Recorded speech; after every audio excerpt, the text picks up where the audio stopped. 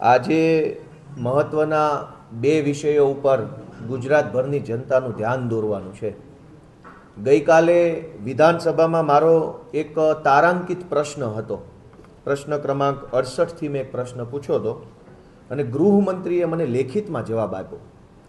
જોકે એની વિધાનસભામાં ઊંડાણપૂર્વક ચર્ચા ઊભા થઈને જે કરવાની હોય એ નથી થઈ શકી સમયના અભાવે, પરંતુ જવાબ જે આવ્યો એ ચોંકાવનારો છે।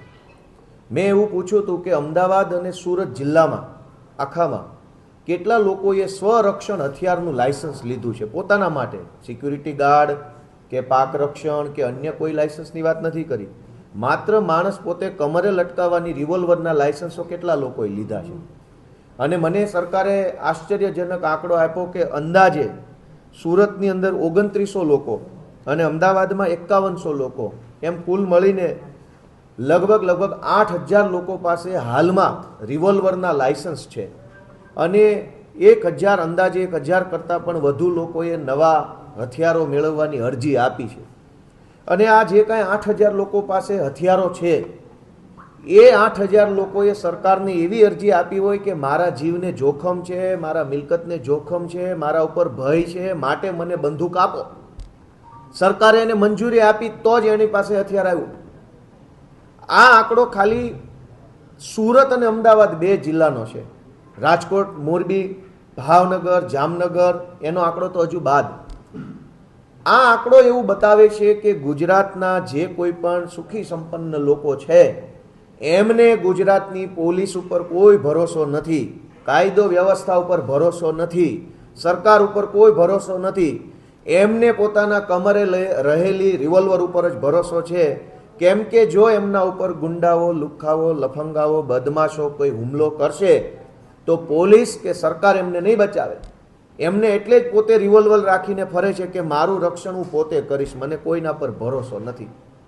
અને જો સરકાર પણ એવું માનતી હોત કે લોકોની સુરક્ષાની જવાબદારી સરકારની છે, તમારે પોતે ચિંતા નથી કરવાની, તો સરકાર આ રિવોલ્વરના લાયસન્સ આપવાના બદલે વટથી એમ કહેત કે કોઈ જરૂર નથી લાયસન્સની, જાઓ બિંદાસ ફરો રાજકોટની, અમદાવાદની, સુરતની બજારમાં, કંઈ થાય તો અમારા ઇન્સ્પેક્ટરો બેઠા છે।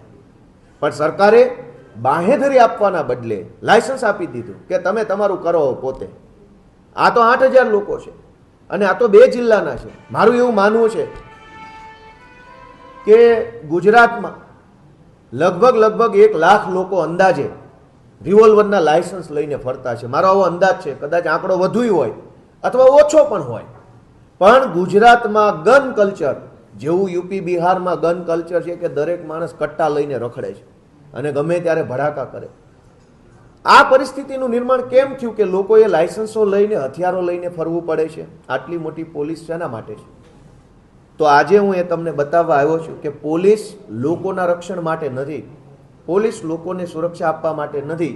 પોલીસનો આખા ગુજરાતમાં ઉપયોગ માત્ર અને માત્ર આમ આદમી પાર્ટીના નેતાઓને પકડવા, ધમકાવવા, ડરાવવા, જેલમાં પૂરવા, એમને જેલમાં પૂર્યા પછી પણ તકલીફો આપવા માટે આખા ગુજરાતમાં પોલીસનો ઉપયોગ થઈ રહ્યો છે। જનતાને ભગવાન ભરોસે છોડી દેવામાં આવી છે। જનતાનું જે થવું એ થાય, બુટલેગરો જે કરવું હોય તે કરે, ડ્રગ્સનું જે થવું એ થાય।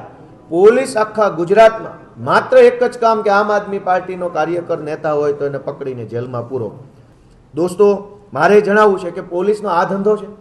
આ કામ કરવા માટે પોલીસના યુનિફોર્મ પહેરીને ફરીએ છીએ આપણે શપથ લીધી હતી તો આવા ધંધા કરવાની શપથ લીધી હતી? આખા ગુજરાતની પોલીસ અત્યારે જનતાને રામ ભરોસે મૂકી, જનતાને ગુંડાઓના હવાલે કરી દઈ, જનતાને બુટલેગર, માફિયા, તોડબાજોના હવાલે છોડી દઈ, માત્ર ને માત્ર એસપી, આઈજી લેવલના, ડીવાયએસપી લેવલના અનેક અધિકારીઓ માત્ર ને માત્ર રોજ જાગીને આમ આદમી પાર્ટીના કાર્યકર્તાઓની પાછળ પડ્યા છે। મેં તમને ડેટા આપ્યો અને જનતા હથિયાર લાયસન્સો લઈ રહી છે। આ પરિસ્થિતિની અંદર ગુજરાતભરની જનતાને મારી એક જ વિનંતી છે કે આમ આદમી પાર્ટી આંદોલનમાંથી નીકળેલી પાર્ટી છે, અમે લડાયક માણસો છીએ। કોઈ એસપી, આઈજીને દમદાટીથી બી જવાવાળા અમે નથી। અને જે એસપી, આઈજી ભાજપની દલાલી કરે છે એને જોઈ લઈશું, શુદ્ધ ગુજરાતીમાં જોઈ લઈશું, એ કોઈ ટેન્શન નથી। સમય બદલાશે ત્યારે મોઢા હંતાડતા નહીં આવડે જે લોકો આજે ભાજપની દલાલી કરે છે એમને। પણ સવાલ એ છે કે જો પોલીસ ભાજપની દલાલ બનીને કામ કરે અને જનતાને ગુંડાઓના હવાલે સોંપી દેવામાં આવે, ગમે ત્યારે ખૂન થઈ જાય, ગમે ત્યારે રાજકોટમાં એક વેપારીની હમણાં હત્યા કરી નાખી થોડાક દિવસ પહેલા, ખુલ્લેઆમ છરીઓ મારી દેવામાં આવે છે, તો પોલીસ કંઈ નહીં કરે। અને આ પરિસ્થિતિમાં જનતા હવે પોતે હથિયારોના લાયસન્સ લેવા લાગી છે. એનો ડેટા મને ખુદ ગૃહમંત્રીએ આપ્યો છે. ત્યારે એક જ વિનંતી છે કે આ સ્થાનિક સ્વરાજની ચૂંટણી ભાજપ એક યુદ્ધની જેમ લડવા જઈ રહી છે, ત્યારે અમે પણ આ યુદ્ધ માટે તૈયાર છીએ. જનતાને વિનંતી છે કે આ યુદ્ધની અંદર સત્ય, ન્યાય, નીતિનો સાથ આપે, ઝાડુનો સાથ આપે, આમ આદમી પાર્ટીનો સાથ આપે.